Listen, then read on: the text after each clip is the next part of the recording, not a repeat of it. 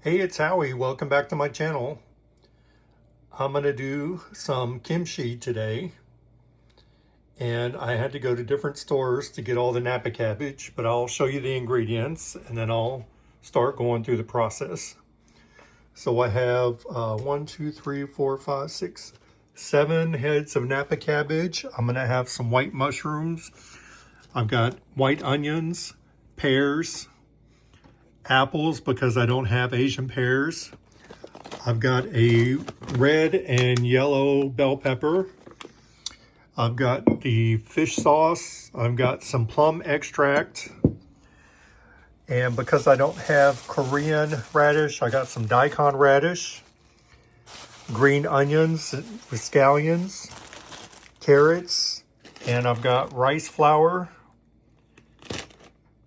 red chili pepper flakes, and coarse sea salt. That's what I'm going to use, and I'm going to do, it's not quite going to be heavy with the pepper, so it's not like traditional kimchi, and it's not quite a white kimchi because, of course, I use the red chili pepper flakes in it for a little bit of spice, but I don't like too much. And I may also put some honey in it for the sugar so it ferments pretty good. So stay with me and I'll show you how to separate the cabbage because we got to cut it, wash it, salt it, and soak it, and then I'll go into the vegetables. So stay with me and we're going to make some kimchi. Before I cut this cabbage, I should let you know that I forgot one ingredient, and that is garlic. I'm going to use a whole bag of it. I'm going to emulsify some of it with my sauce, and I'm going to slice some of it and leave just some of it sliced.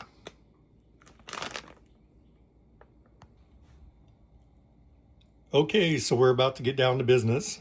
I'm going to show you on one of the smaller ones how I like to cut it, and then I will do the rest off camera.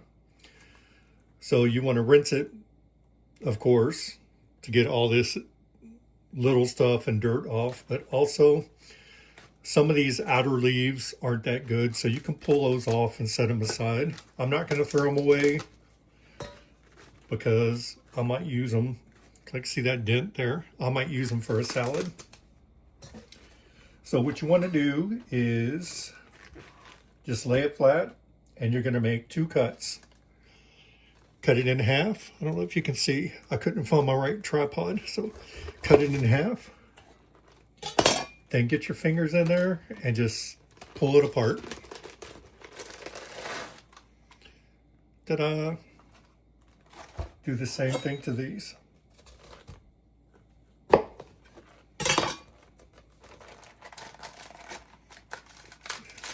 Pull it apart.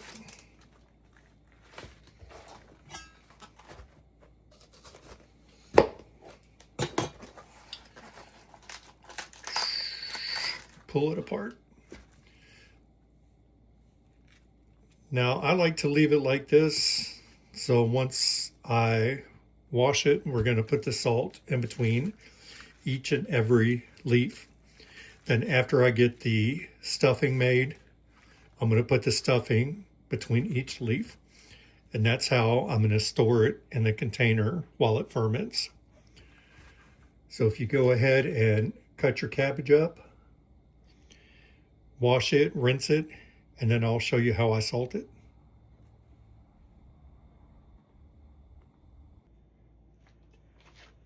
So I have about a cup of salt right now, and I've got some left in the bag. I don't want to use it, dip my hand in the bag, so set you some salt aside.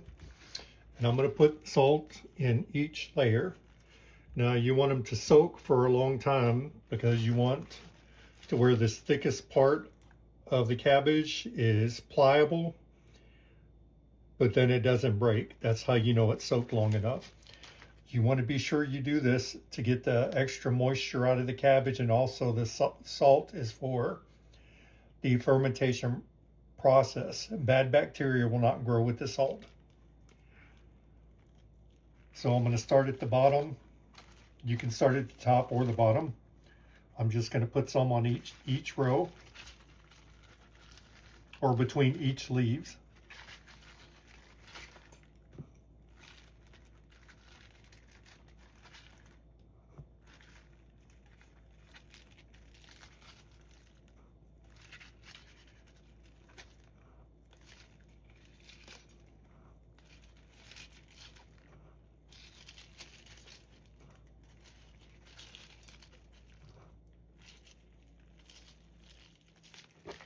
There's the first one.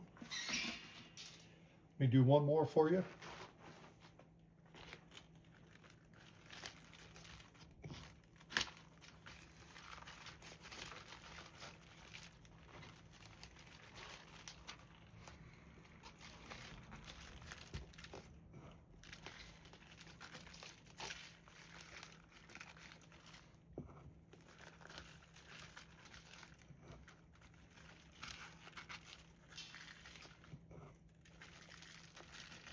It's real important that you use enough salt. I'd rather use too much than not enough because you're going to rinse this afterwards.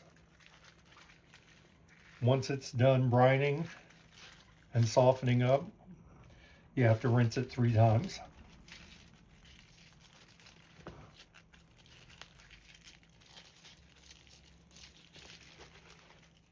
See how that's separated? I got salt under each thing. All right. Now, as you can see, I have a whole sink full over here. I'm going to get mine done, and then I'll meet you back for the next step. Next, I'm going to cut up the bell peppers. This is how I like to do it. I'm going to switch knives for a little paring knife. This thing is very sharp, by the way. I cut the stem out, first of all.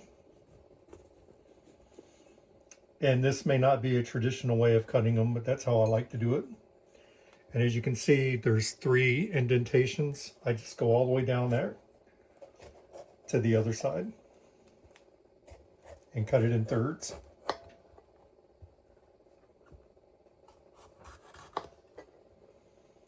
Then I like to cut this in half.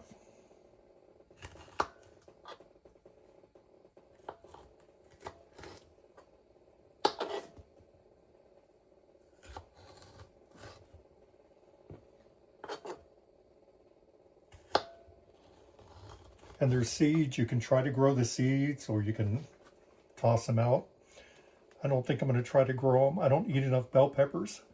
What I like to do is make each piece flat. So I'm going to cut off the ends also.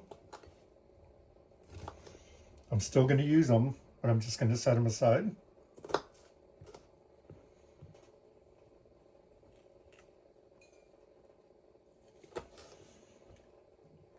And I see a lot of people cutting them from the outside. It's easier for me to cut it from the inside.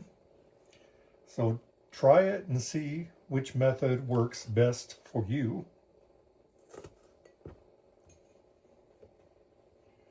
This is how I like to do it.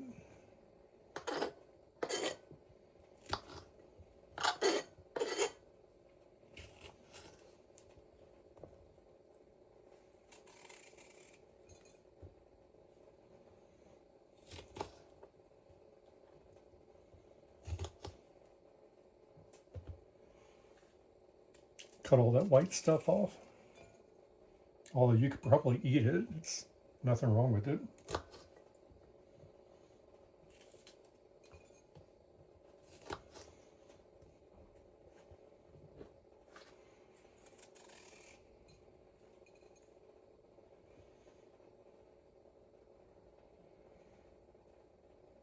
Looks like a seed sprouted inside of it.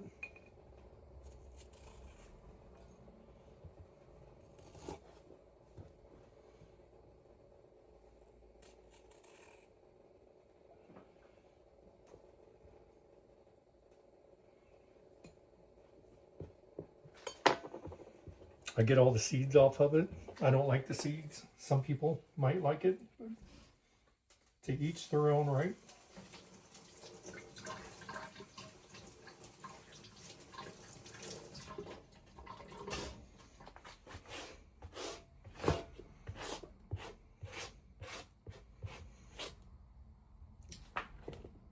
So we're left with the flat pieces. You could use your paring knife, or you could use a big knife, or even a medium knife.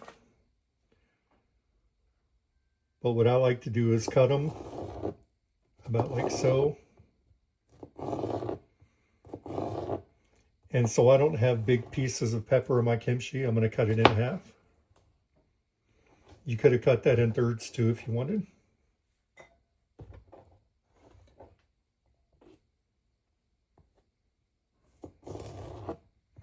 See how easy that is to cut?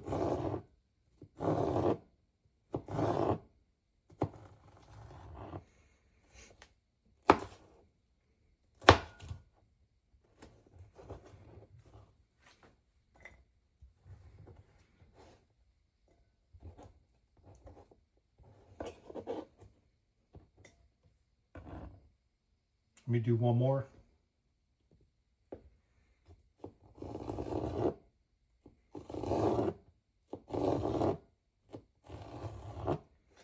Cut it in thirds this time, like so. I'm going to do the red one just like it. Then we'll move on to either the carrots or the radish. I do want to show you these little pieces. You can cut these however you want.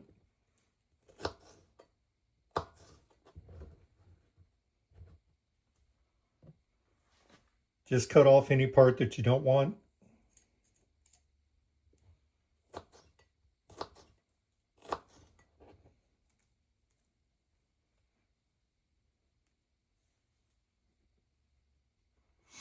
If you get a couple seeds in there, it shouldn't matter, but that's entirely up to you.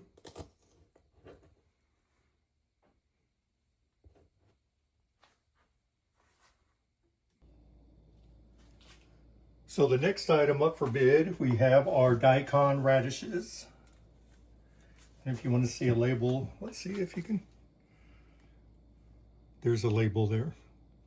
I'm going to cut the greens off, then I'm going to peel it like a carrot with a peeler. Then I'm just going to matchstick it, or as close to a matchstick as I can get. I'm not a professional chef, so I'm just going to use my shears and cut the tops off. I'm just going to toss those in the wastebasket. This one has 3. And I am going to wash them and peel them, just because that's my prerogative.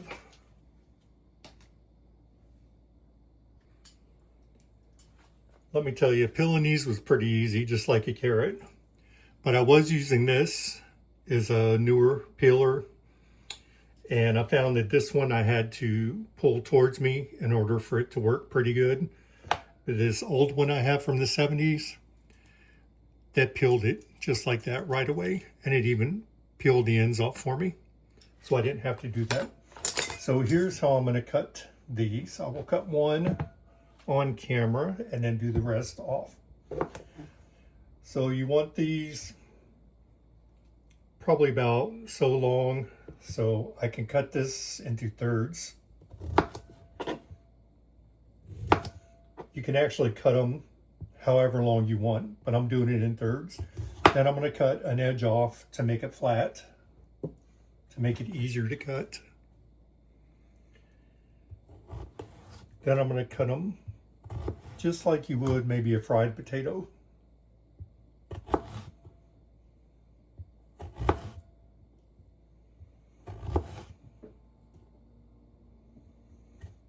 And watch your fingers.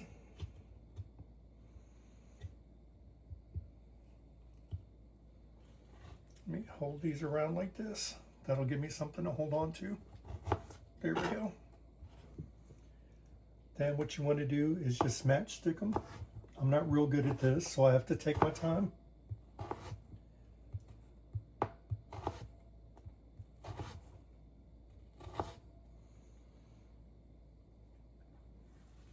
That's about what you want right there. So do that with your daikon radishes or your Korean radish, and do this with your carrots as well. After that's done, then I'll move on and slice my mushrooms. You can slice mushrooms. Maybe I'll show you a few anyways. And you don't have to put mushrooms in this. If there's anything that you don't like in this, don't put it in it. Some recipes use different things that I wouldn't want in mine either. But I will tell you, when all this is put together and it's fermented, not one thing tastes stand out. Like bell peppers, I don't like bell peppers on my pizza. But when I put them in my kimchi, I can't even taste them. No, I wouldn't go putting black olives in it though. That sounds kind of yucky, but you do what you want to do. My suggestion is follow this recipe like this first, and then tweak it to what you don't like or do like or whatever. So go ahead and cut up your radishes, cut up your carrots, and then I will move on to the mushrooms. I will show you a few of the mushrooms.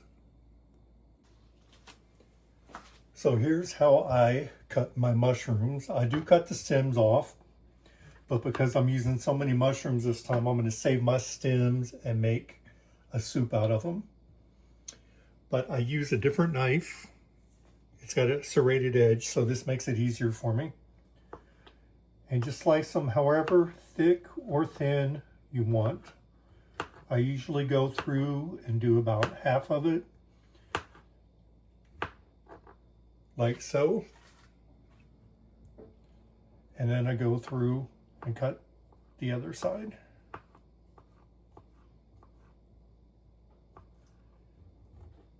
Now you can leave these whole like this, or you can cut them in half, whatever you desire. Again, here's another one.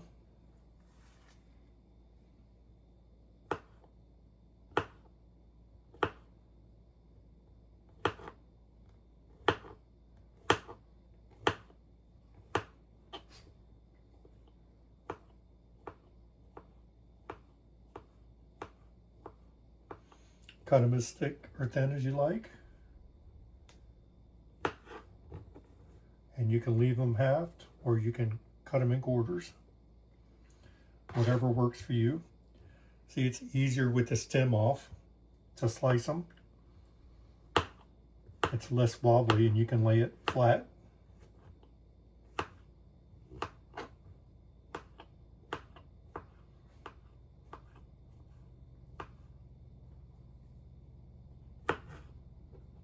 All right, I'm going to finish my mushrooms and then we're going to move on to the onions, green onions.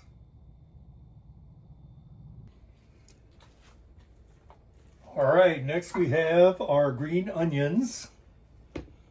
And I've got 3 bunches of them. You can use as many or as little as you want. I'm going to use all 3 of these because some of this stuff you don't want to use. I'm going to cut off what I don't want to use and I'm going to slice up the rest. Since these have roots on them, I'm going to save the ends about that much. And I'm going to, about that much. And I'm going to plant those in the yard. And they will grow. You can put them in water also, but I'm just going to go ahead and put them outside. We're about to be a freeze warning tonight, so it'll have to be in a couple days when it warms back up. Again, I'm going to cut those off about there. And then I'm going to cut these on a bias till I get to the green, and the green I'm going to do maybe 2-inch segments, and I'm just going to throw them in like that, and I'll show you when I mix everything all together. I guess I can do one now. Make sure I have a knife. So I'm going to cut about this much off. I'm going to save that and plant it. And what I'm going to do is cut this at an angle, which is a bias.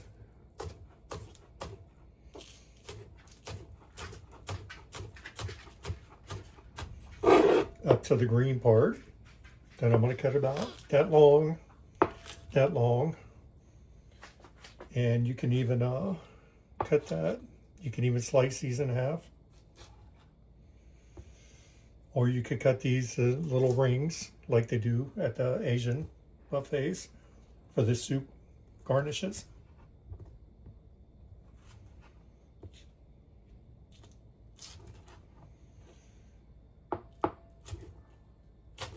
Like I said, I'm not being real picky, and these are cut as a bias.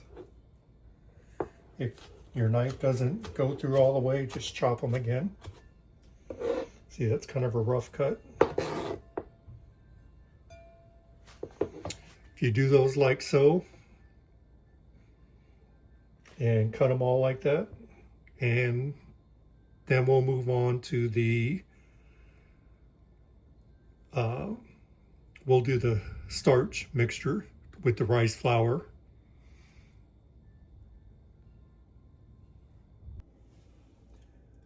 So before I cut the other vegetables, I'm going to work on my gravy.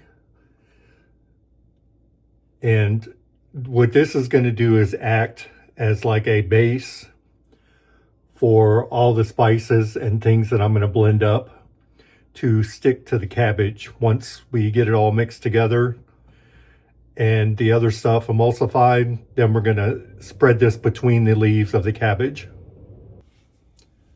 So in the pan, I've got 2 to 3 cups of water. I've already got it heating up some because you want to get it hot.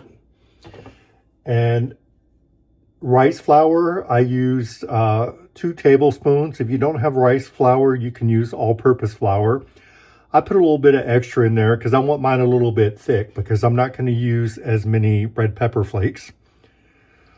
So as you know, I like to make a little slurry first before I pour it in the hot water. That way I don't get any lumps.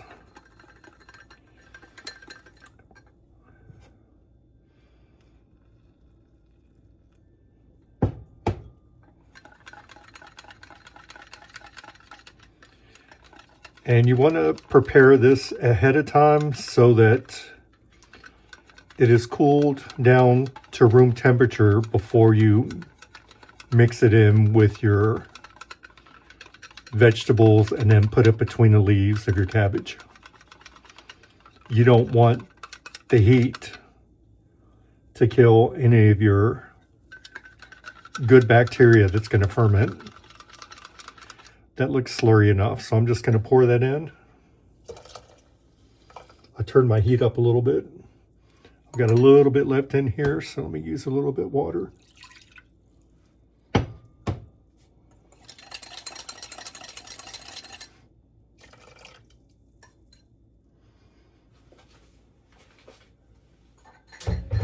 And you also don't want to put this on the stove and then leave it.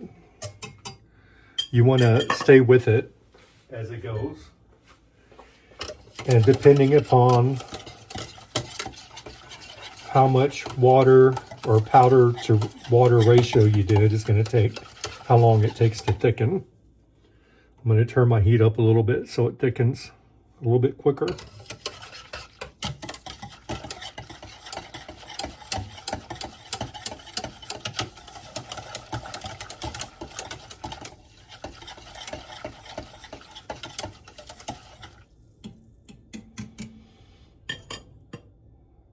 We're going to let that cook for a little bit. Be sure not to walk away. I'm going to pause the video while I'm doing this.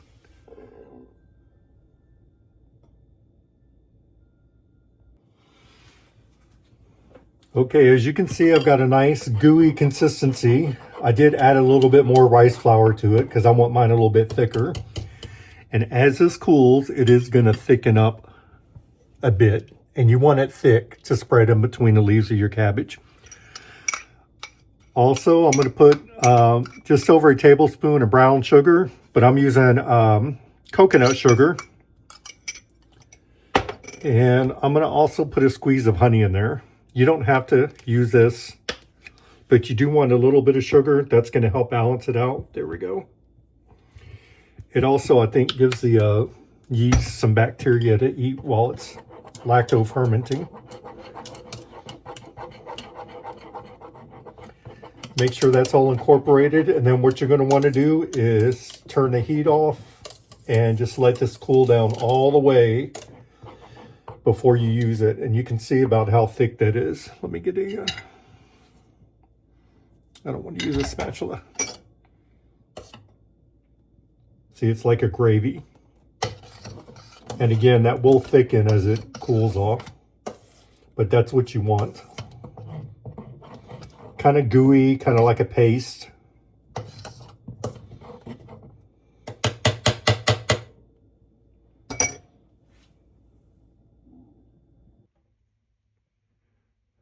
So while my gravy or glue is cooling off, I decided to rinse my cabbage before I cut the vegetables. I actually had left them soaking overnight because I got started late. So this is how you want your cabbage to look after it's brined. See, it's kind of floppy limp now. You want to be able to bend this part without breaking it. Let me do that.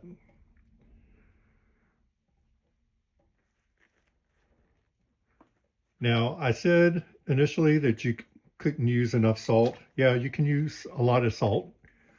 What you want to do, though, is rinse this 3 times thoroughly. If you don't rinse it 3 times, your kimchi will be salty and will probably be unedible. So yes, use enough salt to pull the moisture out of the leaves, but be sure to rinse it all out. If you don't rinse it, your kimchi will be salty. I'm going to finish this and then I'll show you the rest of the ingredients before I blend them up. Also, in addition to rinsing, I put them on a rack to drip. You want to get all the extra moisture out.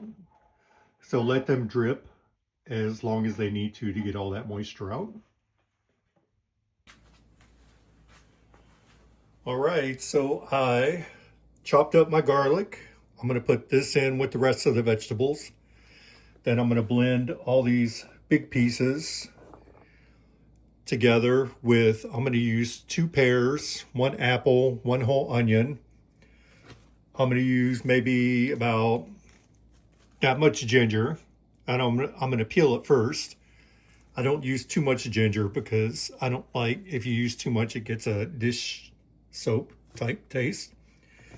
And also, I didn't mention this yet, is some salted shrimp. I'm going to use probably about a 1/4 cup of that. Now, some people like to drain it and just chop it up. I'm just going to throw it in the blender with everything else.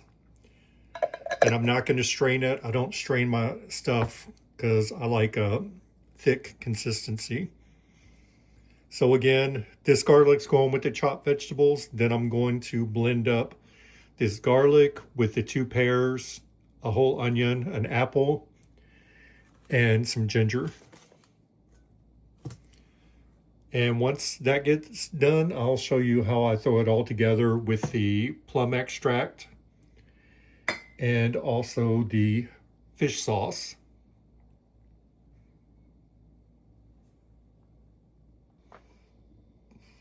So here's my glue all cooled off, ready to go. I've got all my stuff that I emulsified together. That's the 1 onion, 2 pears, 1 apple, some ginger, and the salted shrimp, fermented shrimp. You could also use what I've done before. If you don't have the shrimp, you could use some fresh squid. I've used that before as well. See how thick this is? That's what you want right there. So I'm going to mix that together. And I've also got my squid sauce, or actually fish sauce, it's squid brand, and some plum extract. I'm probably going to only use a 1/4 cup of plum extract. And I'm going to use as much, probably the rest of that fish sauce in it. Maybe 1/2 cup, maybe a cup, who knows. For the pepper, I'm going to use 1/2 cup of pepper. This batch, if you wanted it like really like good spicy kimchi, you'd probably use 2 cups of pepper. Like I said, I'm only going to use 1/2 cup. There's 1/4 cup. There's 1/2 cup. and that was red chili pepper flakes. And believe it or not, these are made in China, even though it's for Korean kimchi. There's another brand that I got. Let's see where these are. If you want a smaller batch, these I just used to sprinkle on some of my foods. And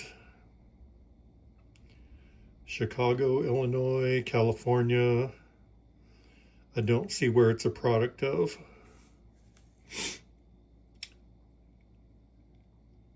And my glasses can't see that good, so I'll have to blow it up and see. But use whichever brand works for you.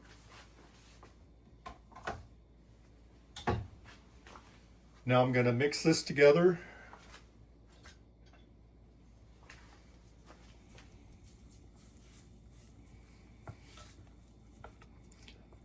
Like so.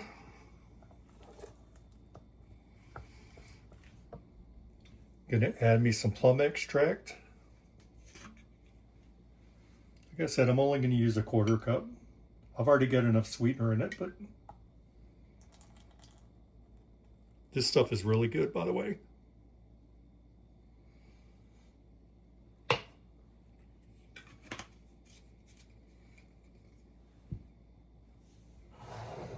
All this mixture here.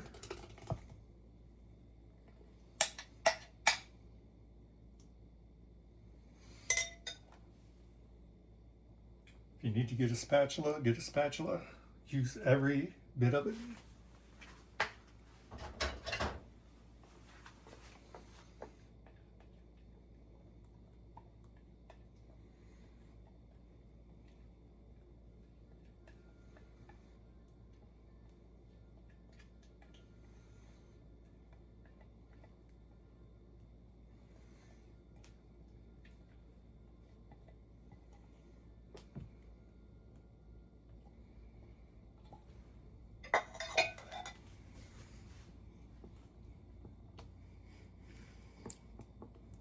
When I get this mixed, we're going to pour it on all the vegetables, and that's going to be our stuffing for the cabbage.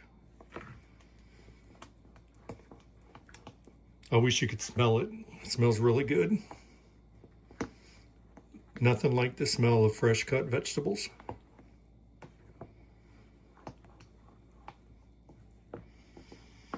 See, so it's not really going to be a white kimchi, and there's not really enough pepper to make it the red either. It'll come out after it ferments to be like a little orangey color.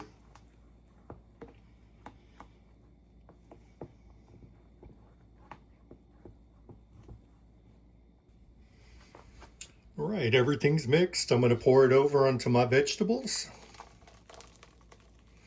This is my stuffing. I'm using a roasting pan because that's what I have. So use whatever you have and just try to think outside the box. You don't have to buy all new stuff. Just use what you have. Try to get all that goodness in here as much as possible.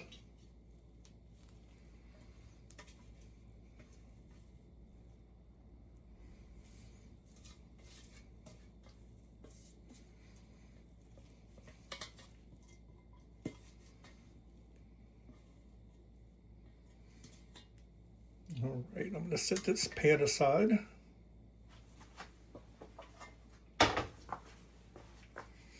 And get in there and mix it with your hands. Not too rough. Just blend it all together. I put the fish sauce in off camera.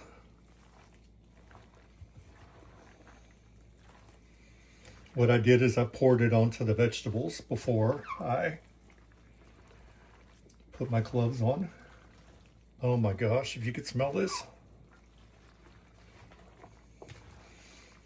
This looks like a lot, but it may not even be enough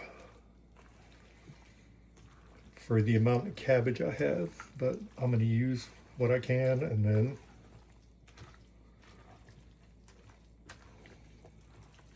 if I have cabbage left, then I'll just heat it up another way. There's a big one.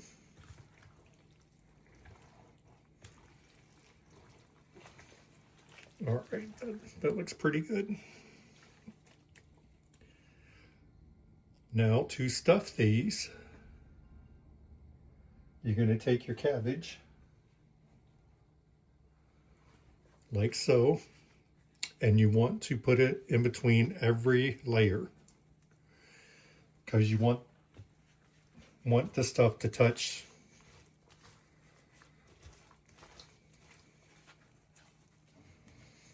or to coat the lettuce so that all ferments together.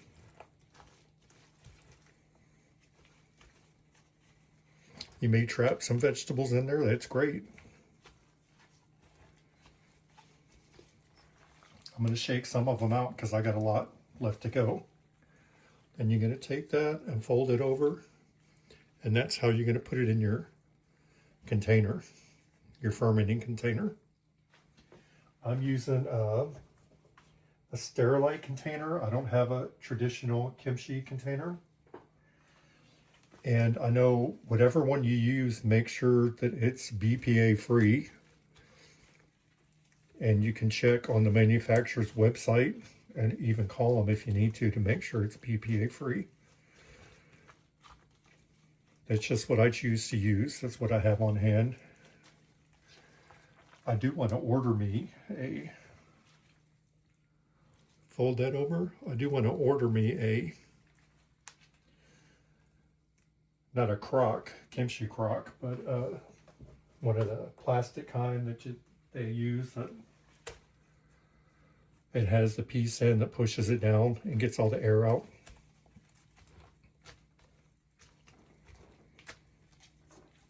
So you're going to continue to do this until you have all your cabbage coated and in your fermenting container.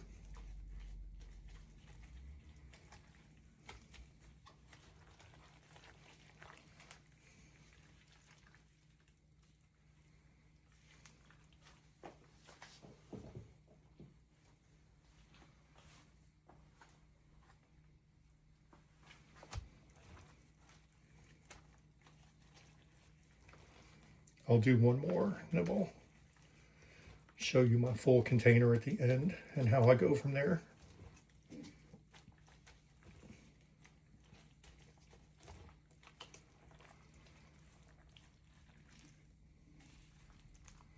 The reason I make my own kimchi is because I live in an area where we don't have access to a lot of stuff.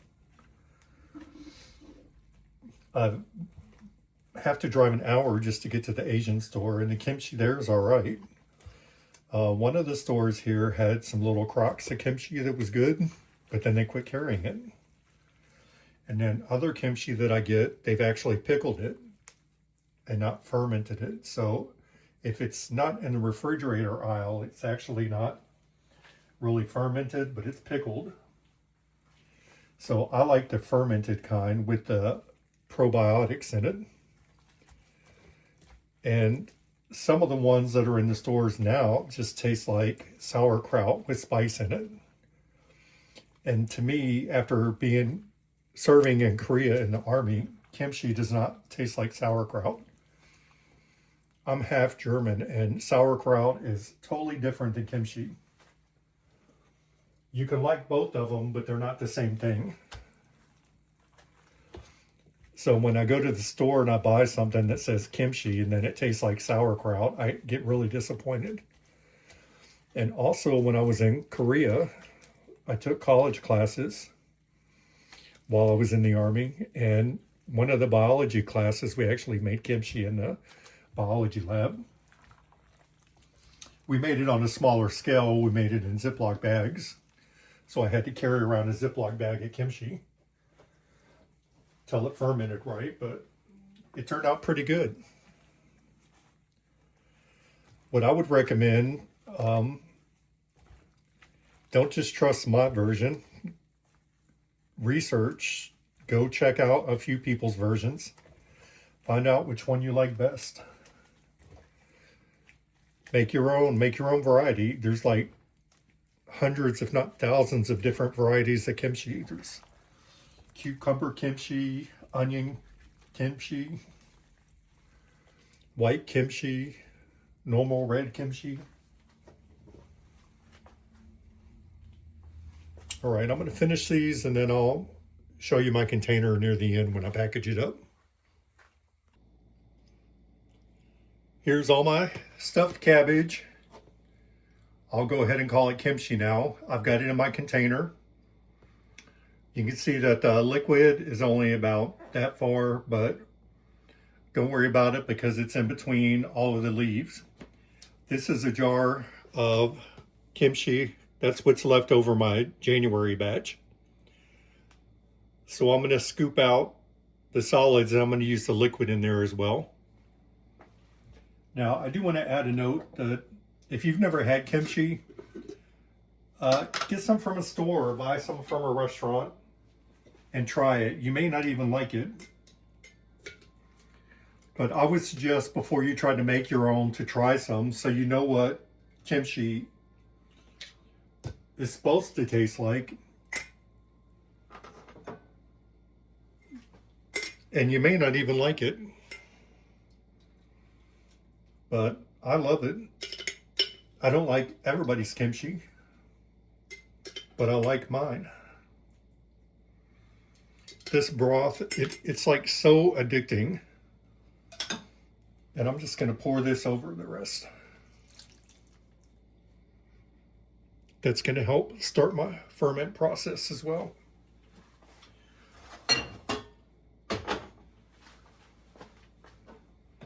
There's my stuff that's from January, actually December 31st. I made New Year's Eve kimchi. Now what I'm going to do is cover this with plastic wrap. I'm going to do it this way.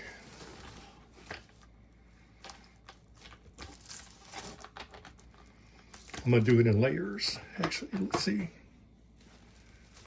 Hard to do this on camera. Now you don't want to abuse your kimchi, but you do want to settle it down.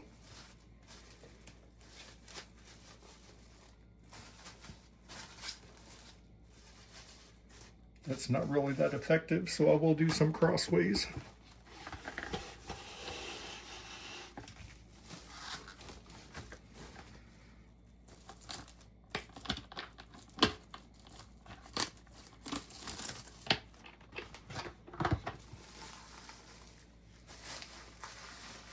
People will leave this on the counter for 2 days, but we are having a cold spell.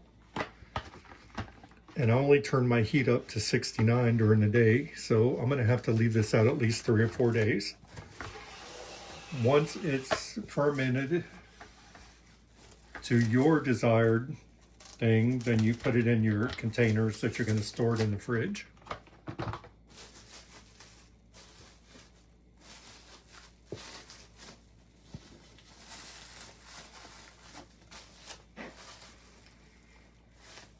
I don't know if you can see the liquid as I press it down a little bit, it gets the liquid on it.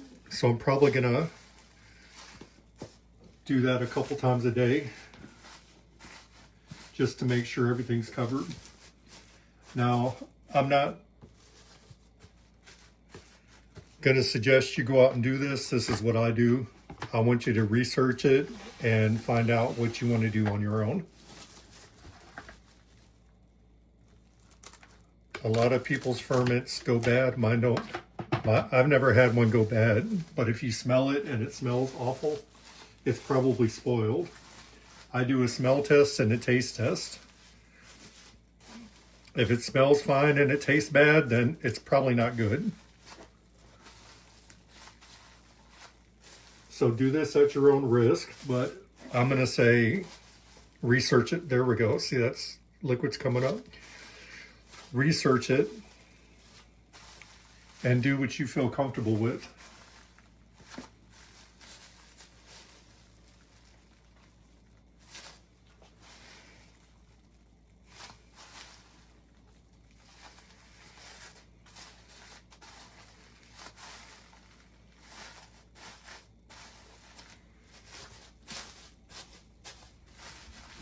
All right, my plastic's on there. It's pretty much covered. I'm gonna put my lid on it and we're gonna call it a day.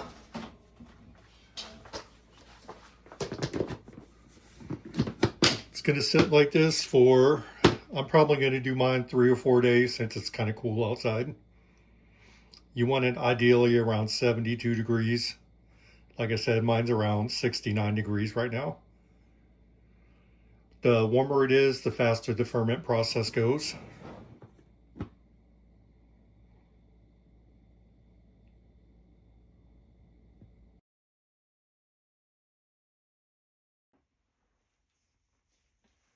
So if you're still with me at this point in the video, I just want to thank you for sticking with me and being patient as I learn how to record and document my process, because I'm used to doing this by myself. So not used to recording it and finding equipment and all that stuff. So I'm going to take the plastic off my ferment, and I obviously need to get better plastic that will cover the whole container.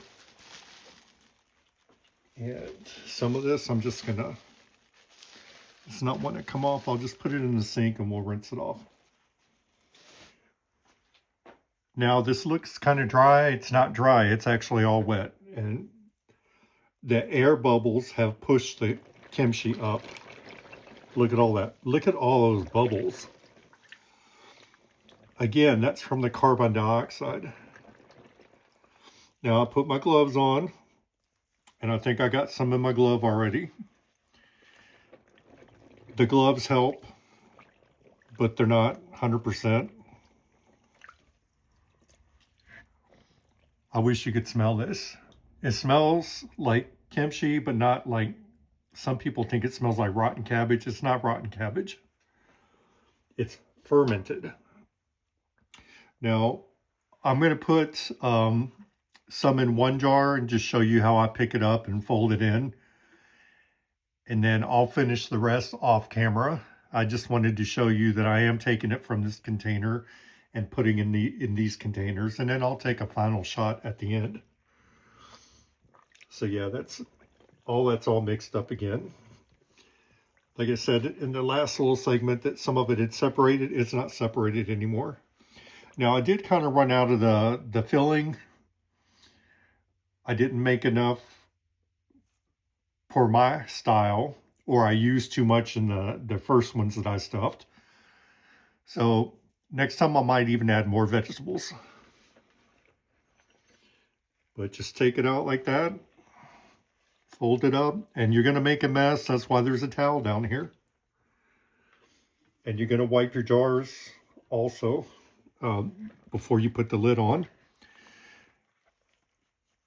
Now you don't want to mash this in there. You want to put it in, but you don't want to mash it in. You can place it in and press it down to make sure you get all your space taken.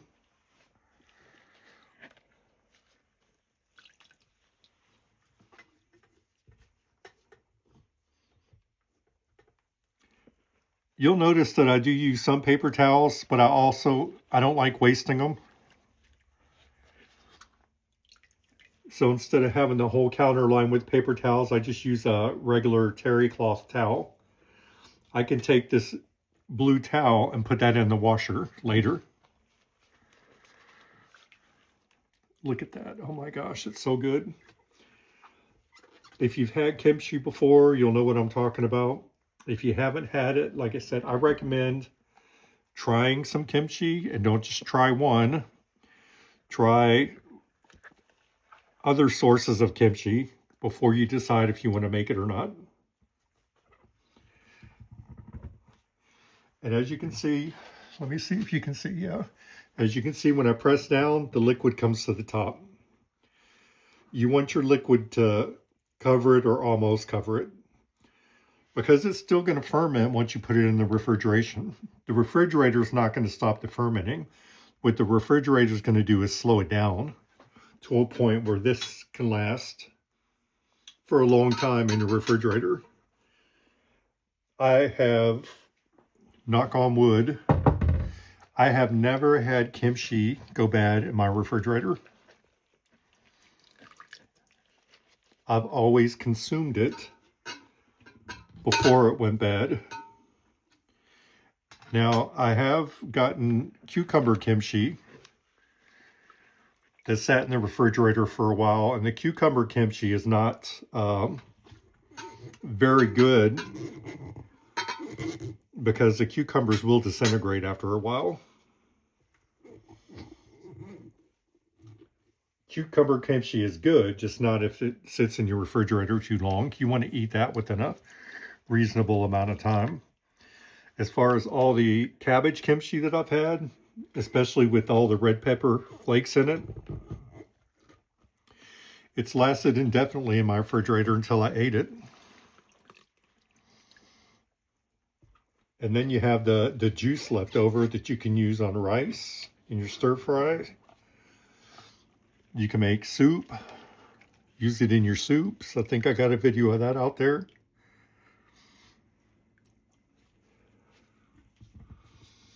This is almost too full, so I'm gonna push it in, but don't abuse it. There we go. So there's 2 jars full. If you can see that, that's how we're gonna do it. Sorry about the weird camera angles, but that's what I have to work with.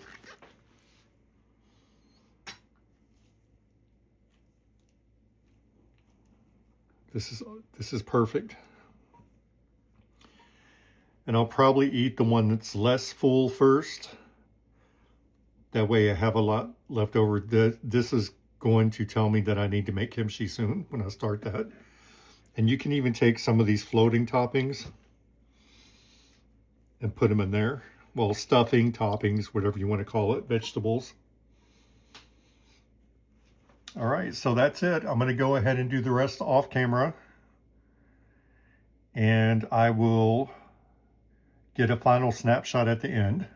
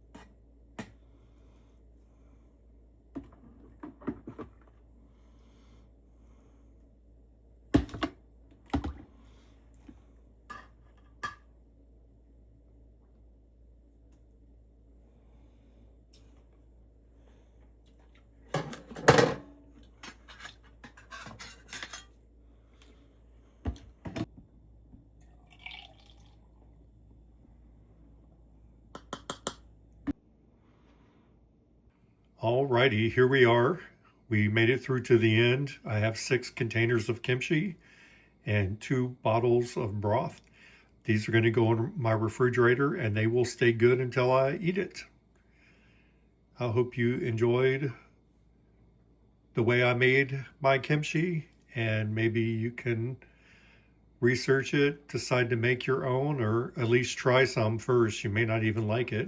Some people say it's an acquired taste, but there's a definite umami type flavor to it that for me is quite addicting.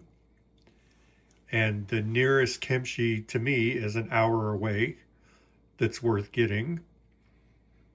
So if you liked the video, please give me a thumbs up and stay tuned for more content. Have a great day, friends.